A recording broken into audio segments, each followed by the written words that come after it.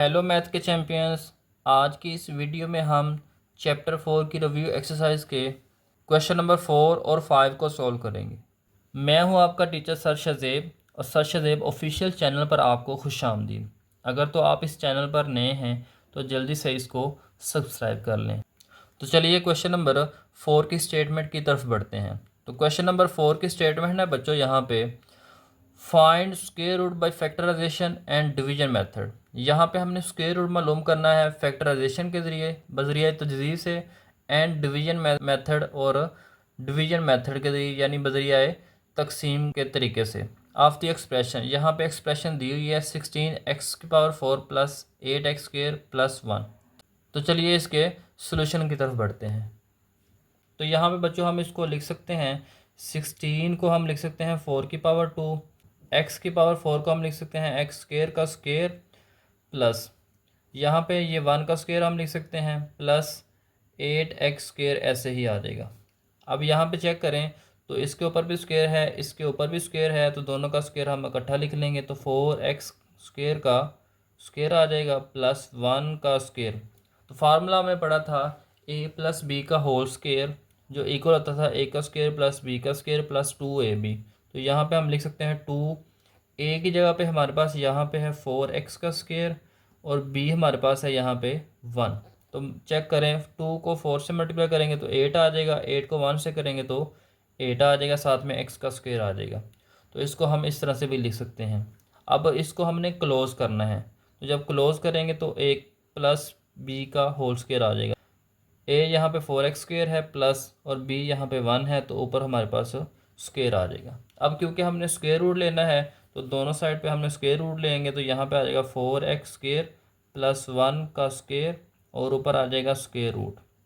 अब स्क्वायर और square root cancel हो जाएंगे तो यहाँ पे आ जाएगा प्लस माइनस 4x² प्लस का 1। तो ये बच्चों हमने बाय फैक्टराइजेशन के ज़रिए इस एक्सप्रेशन का स्क्वायर रूट मालूम कर लिया। अब हमने डिवीजन से मालूम करना है। अब डिवीजन मेथड में हमने सीखा था कि यहाँ पे जो पहली वैल्यू होगी उसका हमने स्क्वायर रूट लेना है। अब 16 का स्क्वायर रूट लेंगे तो बच्चों आ जाएगा 4 और x⁴ का स्क्वायर रूट लेंगे तो आ जाएगा, इसका हाफ करेंगे पावर का तो आ जाएगा x⁴। अब यहाँ पे इस दोनों का जब हम स्क्वायर रूट लेंगे 16 x⁴ का जब स्क्वायर रूट लेंगे तो आ जाएगा 4x का स्क्वायर। तो यहाँ पे 4x² हमने लिख लेना है। अब 16 को 4 से डिवाइड करेंगे तो 4 आ जाएगा, x⁴ है, x⁴ है, x⁴ को x⁴ से डिवाइड करेंगे तो x⁴ आ जाएगा। तो 4 4 आर 16, x⁴ और x⁴ को मल्टीप्लाई करें तो x⁴ आ जाता है। अब इन दोनों को मल्टीप्लाई करेंगे तो पहली वैल्यू ही आ जाएगी x⁴। अब यहाँ पे इसके साइन चेंज कर देंगे तो प्लस का 16 x⁴ और माइनस का 16 x⁴ कैंसिल हो जाएंगे। अब हमने इन दोनों वैल्यूज़ को नीचे ले जाना है। अब हम इन दोनों वैल्यूज़ को नीचे ले आए हैं। अब हमने इसको डबल करना है। 4 का डबल करेंगे तो 8 आ जाएगा, साथ में x का स्क्वायर आ जाएगा। 8x² और 8x² ये कैंसिल हो जाएंगे तो प्लस 1 आ जाएगा। 8x² को 8x² से डिवाइड करेंगे तो प्लस 1 इधर भी लिख लेंगे और इधर भी लिख लेंगे। अब 1 के साथ दोनों को मल्टीप्लाई करेंगे तो यही आ जाएंगे। तो यहाँ पे आ जाएगा 8x² प्लस का 1। साइन चेंज करेंगे तो ये भी कैंसिल हो जाएगा और ये भी कैंसिल हो जाएगा। अब यहाँ पे हमारे पास आ जाएगा प्लस माइनस, ये ऊपर जो है ये हमारे पास इसका स्क्वायर रूट है, तो 4x² प्लस 1। तो चेक कर लें कि जो हमने डिवीजन मेथड के ज़रिए और फैक्टराइजेशन के ज़रिए स्क्वायर रूट मालूम किया दोनों सेम आए हैं, 4x² प्लस का 1। कमेंट में बताना है कि आपको ये वीडियो कैसी लगी है, और इसके अलावा अगर आप इस चैनल पर नए हैं तो इसको सब्सक्राइब कर लें और आगे दोस्तों तक भी शेयर कर दें। अब क्वेश्चन नंबर 5 है, तो क्वेश्चन नंबर 5 की स्टेटमेंट समझते हैं पहले। Huriya is analysing the total cost of her loan. अब हुरिया ने बच्चों जो है वो लोन लिया है, कर्ज़ा लिया है, उसके ऊपर टोटल कास्ट अपने लोन की जो उसने कर्ज़ा लिया है उसकी टोटल कास्ट को एनालाइज किया है मॉडल बाय द एक्सप्रेशन, जिसको एक्सप्रेशन के साथ लिखा गया है जी यहाँ पे, where X represent the number of year. यहाँ पे जो एक्स है ये नंबर ऑफ़ ईयर्स यानी सालों को जाहिर कर रहा है। What is the optimal repayment period for Huriya is loan. Optimal repayment period वही है बच्चों जो उसका लोन है वो ज़ीरो हो जाएगा। तो यहाँ पे हम इसको लिख सकते हैं C of X equal to X square minus 8x plus 15। तो यहाँ पे बच्चों हम पहले इसको फैक्टराइज कर लेंगे। तो फैक्टराइज में क्या करेंगे, हम इसकी मिड टर्म ब्रेक करेंगे।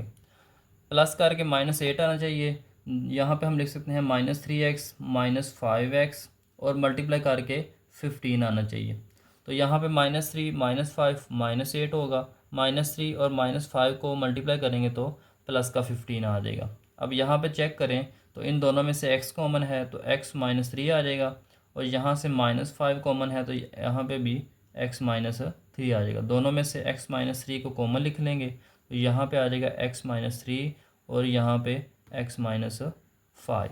अब ऑप्टिमल जो रीपेमेंट है उसके पीरियड को निकालने के लिए बच्चों हमें सी ऑफ एक्स जो है इसको ज़ीरो को इक्वल रखना पड़ेगा।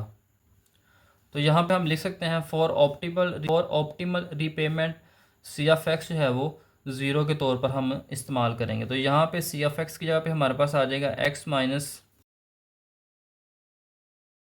तो यहाँ पे हम लिख लेंगे x-3 x-5 equal to C of X की जगह पे हमने ज़ीरो लिख लेना है। एक दफ़ा हमने x-3 को ज़ीरो को इक्वल रखना है और एक दफ़ा x-5 को। तो यहाँ पे हम लिख लेंगे x-3 इक्वल टू ज़ीरो और यहाँ पे आ जाएगा x-5 इक्वल टू ज़ीरो। -3 इधर आके प्लस का 3 हो जाएगा तो यहाँ पे आ जाएगा +3 और यहाँ पे माइनस का 5 इधर आके प्लस का 5 हो जाएगा। तो यहाँ से हम कह सकते हैं कि उसको यहाँ 3 साल लगेंगे, यहाँ 5 साल लगेंगे, जब उसके जो लोन की कॉस्ट है वो बिल्कुल ज़ीरो हो जाएगी।